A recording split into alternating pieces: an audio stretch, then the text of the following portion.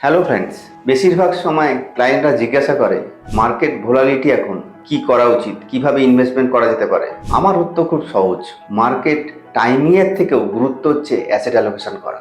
ওই select অ্যালোকেশনকে smartly manage করে multi asset fund. এই ফান্ড ইকুইটি, ডেট, গোল্ড এই কম্বিনেশনের ঝুঁকিকে ম্যানেজ করে এবং রিটার্নকে অপটিমাইজ করে। গোল্ড সেফটি বেল্টের কাজ করে, ওভারঅল পোর্টফোলিওকে নিচে যাওয়ার থেকে রক্ষা করে। রিসেন্টলি আমরা দেখেছি নিফটি সেপ্টেম্বর 2024-এ ছিল 26,000, সেখান থেকে নিচে নেমে মার্চে 2025-এ এলো 22,000, প্রায় 15% ফল। কোটাক মাল্টি অ্যাসেট অ্যালোকেশনে এফএফ ডাইনামিকের ন্যাপ 225 টাকা থেকে নেমে গিয়ে 210 টাকায় চলে আসে, মাত্র 7% ফল হয়, যেটা মার্কেটের অর্ধেকেরও কম। কোটাক মাল্টি অ্যাসেট ফান্ড বিগত 10 বছরে 14.52% রিটার্ন দিয়েছে, যখন মার্কেট অ্যাভারেজ ছিল 13%। এটাই হচ্ছে অ্যাসেট অ্যালোকেশনের ক্ষমতা।